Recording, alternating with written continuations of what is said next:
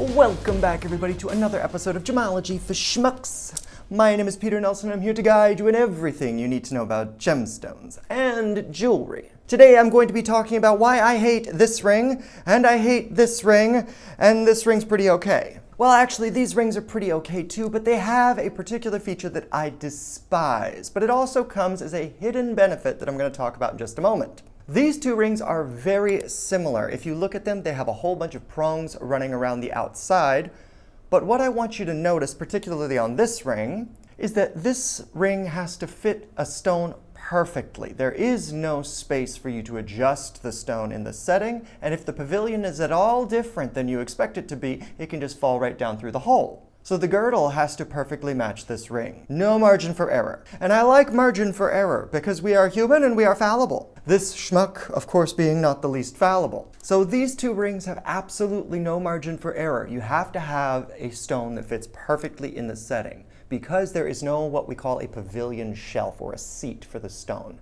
So as the stone sits down into the mounting of the ring, that's this opening here that's supposed to accommodate the stone, these walls are completely straight down. So as our gemstone comes in at an angle, hopefully these angles are shallow enough to fit in while also having a wide enough girdle, that's the side part, to fit on the sides right next to the prongs. That's what's going to hold the stone up. If it doesn't fit perfectly, it just falls through the hole, like some gaping chasm straight to heck. Get these off. So, I don't like these because of that particular feature. It makes my job much more difficult as I'm going around looking for natural stones to put in these mountings. These mountings most likely were mass-produced, and the people manufacturing that jewelry would basically take calibrated sizes of gemstones, 8 by 10. They're all 8 by 10, and we're doing 100 of them, we're doing 1,000 of them, and we're gonna sell them all. And so they'd get these stones, whether natural or synthetic, most often synthetic, and they just pop them in. It's an easy job to close down those prongs, and then you ship it out. It's done. But if you actually want a natural gemstone, or a natural gemstone that's not as ugly as the bulk, cheap costume jewelry that this was originally meant to be, then you have a little bit more discovering to do. Now, the hidden benefit of this ring that I was talking about earlier in this episode is that because the walls are straight down, we can use certain types of tourmaline. Why is that important? Black Sea axis tourmaline, because those angles are so steep, sometimes they're almost completely vertical themselves, running straight up and down, which makes it very difficult to put them in certain types of mountings. Some mountings have a lot of pavilion shelf, and because there's too much badonkadonk on that gemstone, they just don't fit. But because these particular rings have no pavilion shelf, we don't have to worry about that. It fits in just nicely.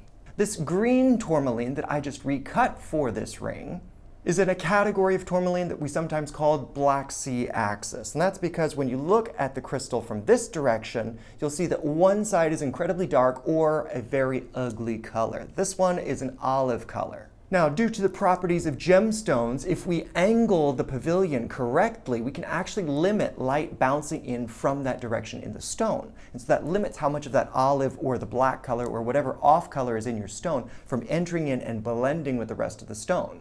So we can see that most of this stone is a very pleasant bluish green, and at the shorter sides we can see that there is some olive green.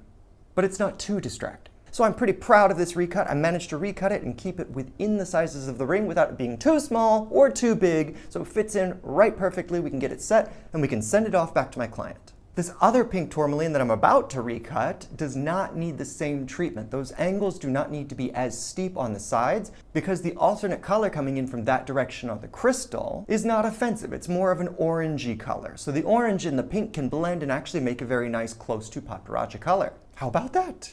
So regardless of how I cut this one, as long as the girdle is the proper size, I can put this back in the other ring that is also completely straight-walled and has no pavilion shelf. As a comparison, this last ring that I was saying is kind of okay. If you notice when we look straight down into the mounting, there's a little bit of a taper at the four corners. This four-corner taper is what I was talking about as a pavilion shelf. Now, I can't reshape this very much, so the angles of the stone also have to be very specific, but we have a little bit more margin of error to reshape the prong some so that we can fit the stone in there without it going anywhere. Little bit. So if you're going around looking for vintage mountings and you want to do what I'm doing and put natural stones into those vintage mounts, then these are a good opportunity for you to use that Black Sea axis tourmaline. As long as it's cut correctly, it's very attractive stuff and substantially less expensive than some of the other types of tourmalines that have very attractive colors in both directions. So keep that in mind as you go and think about your enterprise. And as usual, if you want to get a hold of me directly, go over to gemshepherd.com, where you can read blogs about investing in gemstones. You can also get in touch with me directly to invest in gemstones. Please do. Otherwise, hit that like button, hit that subscribe button if you haven't already. Tell all of your friends about me, and until next time, bye-bye.